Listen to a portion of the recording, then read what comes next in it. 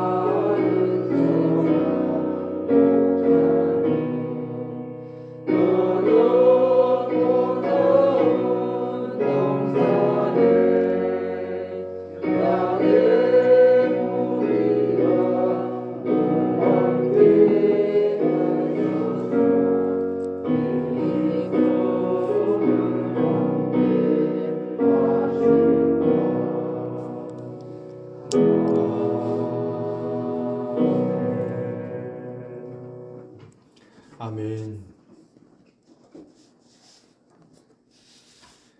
사사기의 특징이 있습니다. 조미 목사님께서 말씀을 나눴는지 모르겠는데요. 사사기에는 특징이 있습니다. 계속해서 반복되는 사이클이 있습니다. 참 희한하게도 이 사이클은 우리의 삶과 전혀 무관하지 않는 것 같습니다. 사사기의 사이클은 이렇습니다. 먼저 이스라엘 사람들이 하나님을 배반합니다. 하나님을 섬기지 아니하고 다른 우상의 신들을 섬깁니다. 그래서 배교를 먼저 하고요. 그리고 그 배교가 일어남으로 인해서 하나님께서 심판을 하십니다. 너네들이 그 우상의 신을 섬겨서 다른 그 블레셋이나 아모리 족속이나 기타 다른 그 백성들이 이렇게 붙여가지고 그들의 수하에 들어가게 만듭니다. 그들의 수하에 들어가서 이제 힘이 들잖아요. 그 힘이 들어서 이스라엘 백성들이 이제 정신을 차립니다. 정신을 차리고 하나님께 부르짖습니다. 이렇게 부르짖으면 하나님께서 사사를 등장을 시킵니다. 이 사사를 등장을 시켜서 그들을 구원받게 합니다. 이렇게 구원을 받고 조금 시간이 지나면 조금 뭔가 평안해져서 하나님을 더 잘 붙들고 하나님을 더 잘 섬길 것 같은데 그러하지 못합니다. 구원을 받고 좀 평안해지면 이들이 이상한 데에 한눈을 팔게 됩니다. 그래서 하나님을 섬기지 않고 다시 이방의 신들, 우상을 섬기게 되는 것이죠. 이러한 사이클이 계속 반복이 됩니다. 첫 번째는 배교, 심판, 부르짖음, 구원. 이 네 가지의 사이클을 계속해서 반복하는 것이 사사기의 사이클입니다. 사사기의 특징입니다. 그런데 우리들의 삶과 무관하지 않는 것 같습니다. 저희들 역시도 하나님께 조금 멀어진 것 같다라고 할 때 무언가 어떤 사건이 개입합니다. 그래서 우리를 힘들게 하고 그 힘듦으로 인해서 하나님을 찾게 만들고, 그래서 하나님께 부르짖어서 하나님 만나는 그러한 시간, 하나님을 만나서 너무 행복한 거예요. 너무 좋은 거예요. 조금 시간이 들면서 이제 한눈을 팔게 됩니다. 내가 좀 살기 편해진 거죠. 그래서 한눈을 팔게 되면 또 역시 우리가 그 배교함으로 인해서 다른 데 한눈 팔므로 인해서 다시 하나님께서 우리에게 허락하신 어떤 사건이 개입하게 됩니다. 이러한 그 순서를 계속 반복해 살아가는 것이 저희들의 인생인 것 같습니다. 그런데 이렇게 사시지 않는 분도 계십니다. 자기 스스로가 늘 하나님께로부터 멀어지지 않으려고 계속 하나님 붙잡고 살아가는 그러한 모습이 또한 있습니다. 계속 이렇게 해서 하나님께 멀어지지 않으려고 하나님 앞에 나오고 또한 기도하고, 또한 하나님 앞에 나오고 또한 기도하고, 이러한 반복적인 삶을 살아가는 그러한 성도님들이 계십니다. 원하기는 이러한 삶을 누리시기를 축원합니다. 사사기의 그 사이클이 아니라 늘 하나님과 동행하는 그러한 사이클, 그 하나님과 동행하여서 행복을 누리는, 복을 누리는 그러한 사이클이 우리 모두에게 있어야 합니다. 사사기 10장에는 그 사이클에, 그 반복되는 그 사이클의 내용을 6절로 9절에 기록하고 있습니다. 여기에 이렇게 보시면 이스라엘 사람들이 여러 가지 우상을 섬기게 되었습니다. 하나님께서 우려를 하셨던 것은 너희들이 그 땅에 들어가서 나를 섬길 수 있을까? 너희들이 그 땅에 들어가서 그 땅에 있는 그 신들을 너희들이 섬기지 않을까?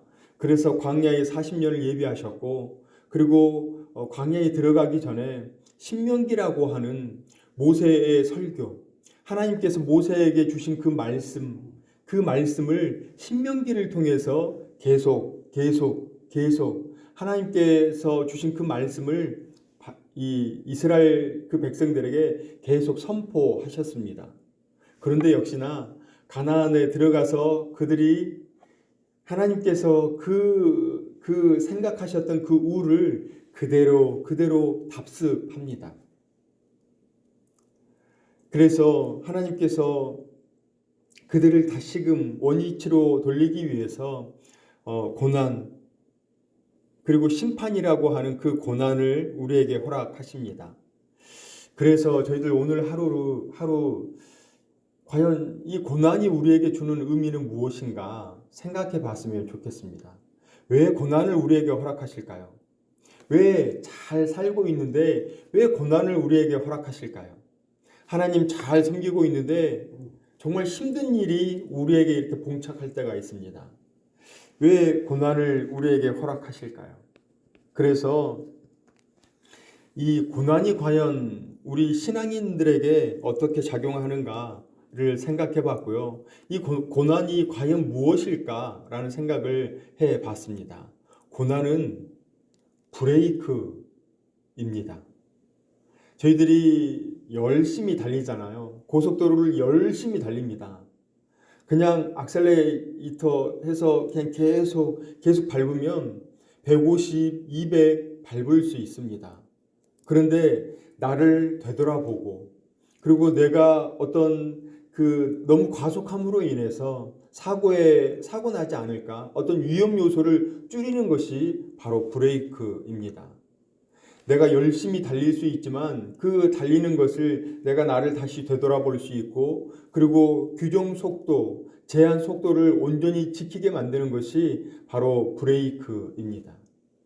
내가 열심히 세상 가운데 나아가 있는데 내가 하나님을 모르고 그냥 세상 가운데 열심히 살아가는 그러한 모습. 그래서 하나님께서는 그 열심히 살아가는 것이 과연 누구를 위함이냐? 열심히 달려가고 있는데 어디를 향해서 달려가고 있는지 스스로 깨닫게 하시고자 하시는 하나님의 방책입니다. 또 이 고난이 과연 무엇일까? 저희들 차를 타고 이렇게 가다 보면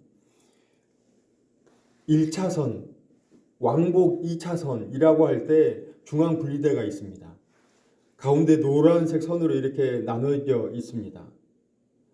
나를 좌우로 흔들리지 않게, 나를 좌우로 그 선을 넘어가지 않게 하기 위한 하나님의 또한 방책입니다. 하나님 안에 거하고자 하는, 하나님을 붙잡게 하고자 하는 하나님의 하나의 사인입니다. 그런데 저희들 그 사인이 아니라 어떻게 고난을 대응하십니까? 하나님, 왜 이러한 것을 저에게? 그래서 대부분의 사람들은 그 고난을 감정적으로 받아들입니다. 이것은 제가 그 대부분이라고 하였는데요. 믿지 않는 사람들의 대부분은 이 고난에 대해서 감정적으로 대응을 하게 됩니다. 나 잘 살았는데 왜 나에게? 그리고 이렇게 힘겹게 올라왔는데 왜 나에게? 그런데 감정적으로 그 고난을 대응하면 끝도 없습니다. 그 고난을 하루빨리 그 고난으로부터 벗어나야 하는 것이 우리들의 소명일 것인데 거기에 계속 파묻혀 있습니다. 거기에 매몰되어 있습니다. 그런데 하나님께서는 그걸 결코 원하시지 않습니다. 만약에 저희들 역시도 세상 사람들과 동일한 그러한 방법으로 감정적으로 나아갈 때 우리들 역시 광야에 40년을 살아갈 수 있습니다. 답이 무엇일까요? 이 고난 가운데 우리가 나아가야 할 그 방법, 나아가야 할 그 답은 과연 무엇일까요? 고난 가운데 놓여 있을 때 우리는 하소연하는 것보다, 그리고 감정적으로 대응하는 것보다 우선해야 하는 것은 하나님을 붙잡아야 합니다. 하나님을 붙잡을 때 그 고난은 끝이 나게 됩니다. 어떠한 고난 가운데 있더라도 하나님을 붙잡을 때 그 고난은 이제 나를 연단하는 그 과정으로 바뀌게 됩니다. 저희들 이 고난이 우리에게 왔을 때, 하나님, 지금 내가 하나님으로부터 조금 멀어져 있구나. 내가 하나님을 붙잡으라고 하는 그 하나님의 사인이구나 라고 하는 것을 아셔야 합니다. 그래서 이 고난은 우리에게 어떤 의미가 있을까? 이건 지극히 제 개인적인 것입니다. 그래서 함께 나누려고 하는데요. 제가 그 사택에 엘리베이터를 이렇게 쭉 타고 올라갑니다. 엘리베이터 안에 뭐가 있을까요? 엘리베이터 안에 여러 가지 그 층을 올라갈 수 있는 버튼이 있고 한쪽 위에 어떤 하나의 버튼이 있습니다. 비상, 호출. 내가 어떤 위험한 일이, 그 엘리베이터가 문이 닫혔는데 그 안에 갇히게 되었어요. 그러면 비상, 호출. 그걸 누르면 되는 것이죠. 그런데 이것을 내가 비상 호출을 하는 것이 아니라 하나님께서 나에게 비상 호출 그 버튼을 주신 거예요. 지금 너가 나로부터 멀어져 있구나. 지금 너가 다른 길로 지금 빠지려고 하고 있구나. 너가 지금 우상으로 가까이 지금 접근하고 있구나. 그래서 하나님께서 나에게 그 비상 호출을 던져주신 거예요. 그 고난, 우리가 고난이라고 하는 그 힘겨운 것을 하나님께서 나를 만나라, 나를 붙잡아라 라고 하시는 하나의 비상 호출이다 라는 생각을 해봤습니다. 또 하나는 저희들 음식점에 가면 진동벨 있잖아요. 그 카페 같은 데 가면 진동벨 있잖아요. 그 진동벨. 지지직 하면 그거 가지고 커피 받으러 가야 하잖아요. 그 지지직 하는 것이 지금 너가 잠깐 한눈 팔고 있구나. 너 지지직 하나님이 나를 지금 부르시는구나. 그래서 그러한 사인이다. 고난이 하나님께서 나를 붙잡고자 하신, 하나님께서 내가 멀어지려고 할 때 그 진동을 통해서 내가 하나님께로 다시 나아가야 하는구나 라고 하는 것을 깨닫게 하고자 하시는 하나님의 뜻이다. 또 무엇일까? 고난은 무엇일까? 이렇게 저희들 자녀들 어릴 때 다 해보셨을 것 같은데요. 무언가 선물을 준비합니다. 그러면 누구야 이거 있어 라고 주시는 것도 있지만 좀 뭔가 그 아이에게 더 큰 기쁨을 주기 위해서 이렇게 숨기고 가잖아요. 이렇게 숨기고 가서 아이가 이렇게 오면 얘 딱 이렇게 딱 주면 애가 화들짝 놀라잖아요. 그것을 바라고 저희들 그렇게 한 번씩 다 해보셨잖아요. 하나님께서 우리에게 선물을 주시고자 하시는 그러한 뜻이 아닌가 하는 생각을 해봤습니다. 하나님께서 우리에게 좋은 선물을 이렇게 뒤에 놓으시고 그것을 받게 하고자 그 고난이라고 하는 그 연단의 시간을 주시는 거죠. 그 고난을 딱 뛰어넘으면 우리에게 어마어마한 선물이 우리에게 놓여 있습니다. 그런데 저희들 고난만을 바라볼 때가 참 많이 있습니다. 하나님 너무 힘듭니다. 그래서 그 고난에 매몰되어 버릴 때가 있고요. 그 고난으로 인해서 좌절해버리고 쓰러질 때가 참 많이 있습니다. 저희들 잊지 마십시오. 고난이 내게 다가왔을 때 하나님의 선물이 뒤에 감춰져 있구나. 그래서 하나님의 뜻이 무엇인가 잘 살펴봐야 합니다. 저희들 코로나를 하나님께서 허락하신 이유는 무엇일까요? 저희들 코로나로 인해서 힘든 것만 자꾸 이야기합니다. 하나님 너무 힘듭니다. 우리의 일상이 제약을 받고 있습니다. 우리의 일상이 위협받고 있습니다. 생업에 위협을 받고 있습니다. 또한 우리의 믿음의 현장이 위협을 받고 있습니다. 그런데 하나님께서 이 코로나를 주신 그 이유가 과연 무엇일까요? 그래서 항상 어떤 고난이 우리에게 닥쳐올 때 하나님께서 우리에게 허락하신 그 이유가 무엇인가를 자꾸 고민하셔야 합니다.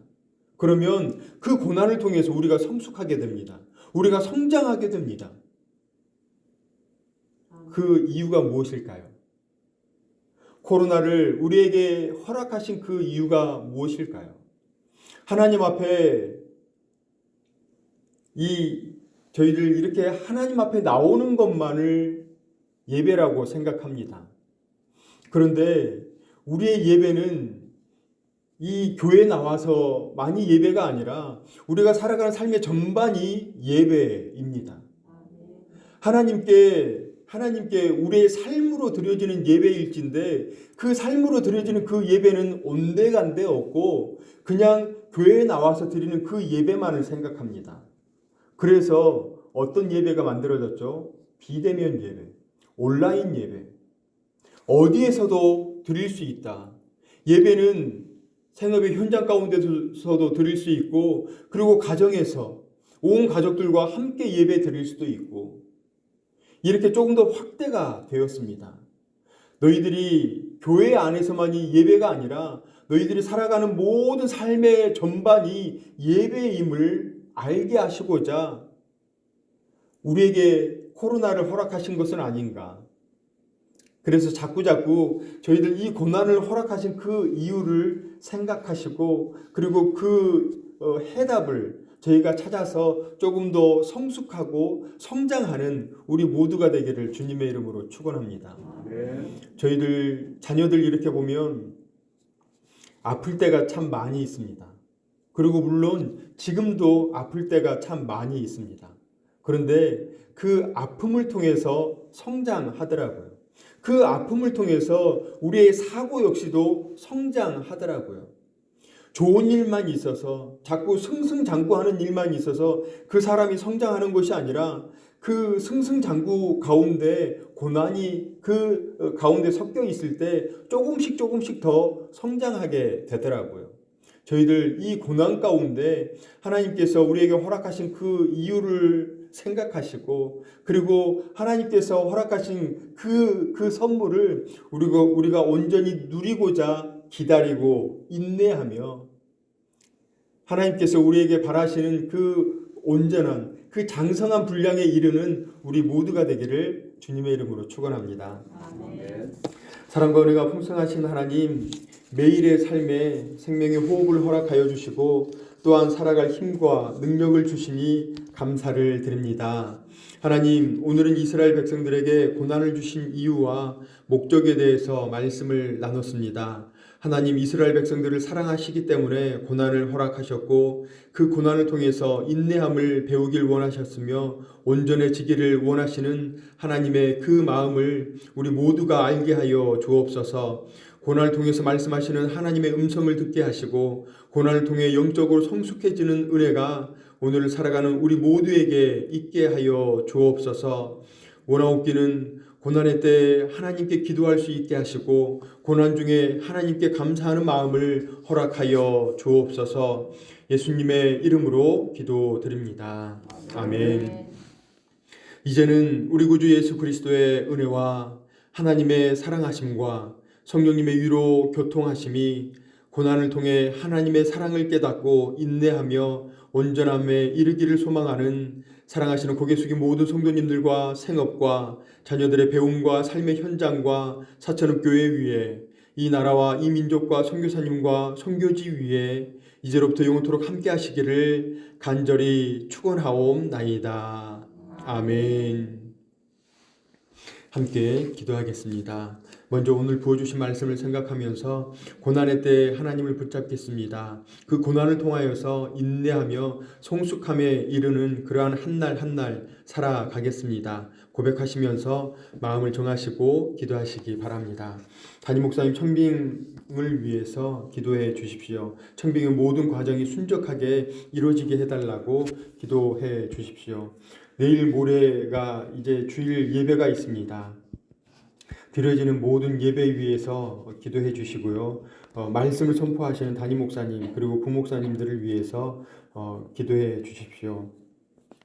코로나가 이 땅에서 종식되기를 위해서 기도해 주시고요. 차별금지법 반대, 낙태죄 폐지 같은 이러한 일들이 일어나지 않기 위해서 저희들 나라와 이 땅을 위해서 기도해 주시기 바랍니다. 또한 교회 안에 환우분들 계십니다. 최계림 성도님 역시 지금도 입원해 계시고요. 그리고 회복 중에 계시는 성도님들, 기도 요청하시는 성도님들, 저희들 한 분 한 분 기도 카드 보시면서 기도해 주시기 바랍니다.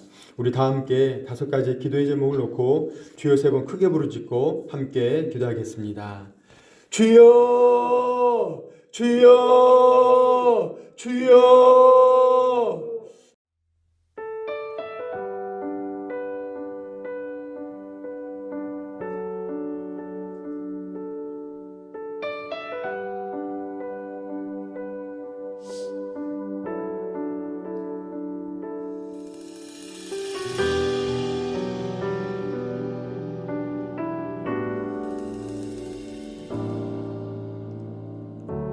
삶의 작은 일에도